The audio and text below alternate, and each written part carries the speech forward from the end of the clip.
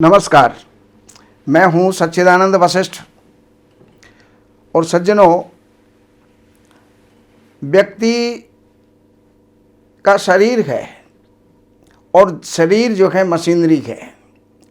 कभी न कभी किसी न किसी कारण से किसी न किसी प्रकार की तकलीफ इस शरीर के अंदर होती रहती है।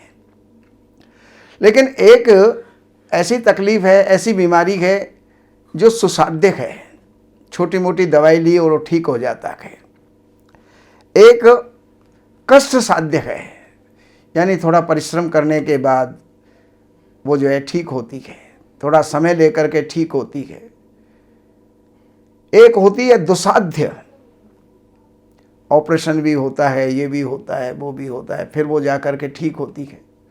लेकिन कोई बीमारी ऐसी भी होती है जो ना तो दवा से ठीक होती, ना दुआ से ठीक होती, ना दान से ठीक होती, ना अनुष्ठान से ठीक होती। ऐसी जो बीमारियां होती हैं वो असाध्य बीमारी होती हैं।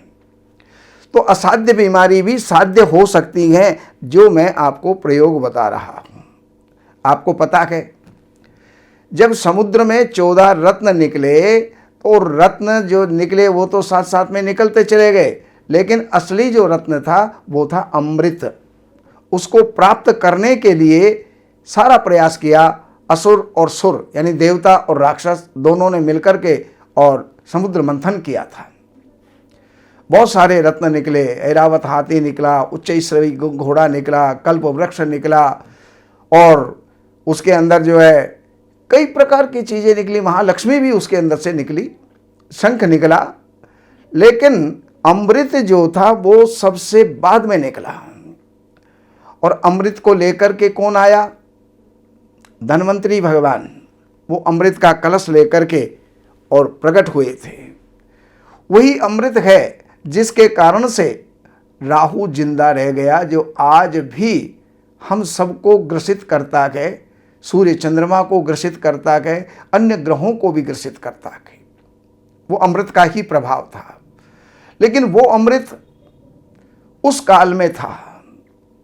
लेकिन आज के समय पर अगर असाध्य बीमारी हो जाए तो उसमें कौन सा अमृत काम करेगा? देखिए, वो भी अमृत है। चंद्रमा के अंदर भी अमृत है, आपकी वाणी में भी अमृत है। और जब आप पूजा करते हो तो उस समय पर कहते हो पंचामृत से भगवान का स्नान कराओ। तो पंचामृत का मतलब 5 अमृत। और वो 5 अमृत कौन से हैं? गाय का होना चाहिए। आप अगर कोई भी किसी भी थैली का दूध ले लिया तो उसमें कोई पता नहीं होता गाय का है, भैंस का है या अन्य जानवरों का भी है। तो यहाँ पर गाय का दूध हो, प्योर गाय का दूध हो, उसी से जो है दही मथ करके और दही बना करके उसमें से दही लिया गया हो और उसी का मंथन करके और उसमें से घृत लिया गया हो। तो दूध, दही, घी, ये जो है तीनों चीज गाय की होनी चाहिए। अब उसके अंदर आप जो है मिश्रण के अंदर उसमें बूरा भी मिला सकते हो और शहद, ये पांचों को अमृत बताया है। तो ये नित्य प्रति बना करके और आप एक मंत्र है जो धन्वंतरी जी ने स्वयं बताया है, अच्युत अनंत गोविंदा, अच्युतानंद गोविंदा नामोच्चारण भेषजात। यानी अच्युत, अनंत और गोविंद, ये 3 अक्षर एक साथ बोलिए।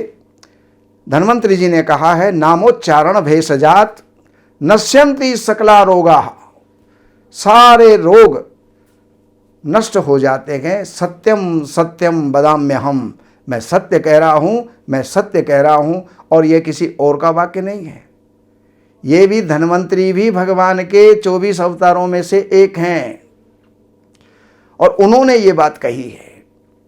अगर ये चीज़ आपको सुलभ है तो बहुत बढ़िया बात है, और अगर सुलभ नहीं है तो फिर क्या करें?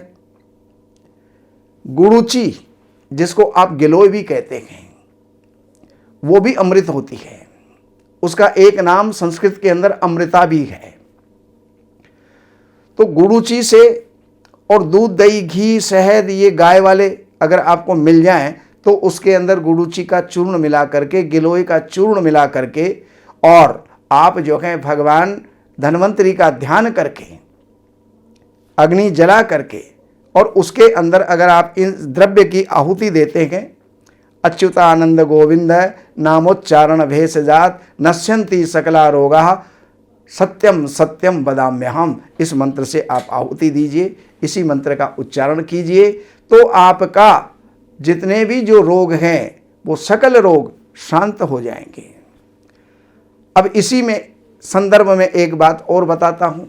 आप कोई भी दवाई लेते हैं, देसी लेते हैं, अंग्रेजी लेते हैं, होम्योपैथी लेते हैं, आप उसको जो है हाथ में रख कर के 11 बार मात्र केवल आपको उच्चारण करना है। क्या? अच्युतानंद गोविंद, अच्युतानंद गोविंद नामोच्चारण भेषजात नश्यन्ति सकला रोगा सत्यम सत्यम वदाम्यहम।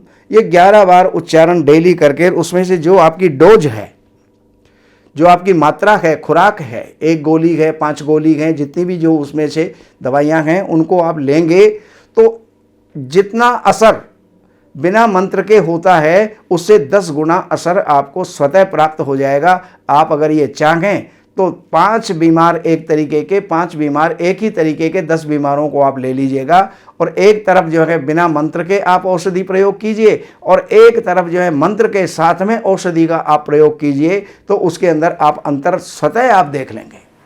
यानी वो बहुत जल्दी ठीक होगा और वो धीरे ठीक होंगे। तो इसका प्रयोग करके आप लाभ उठा सकते हैं। बाकी जानकारियों के लिए इन नंबरों पर संपर्क करके, कार्यालय से अपॉइंटमेंट लेकर के और कार्यालय की सेवाएं अर्पण करके जो भी आप जानना चाहते हैं, जो भी आपकी समस्या है उसका समाधान आप प्राप्त कर सकते हैं। नमस्कार।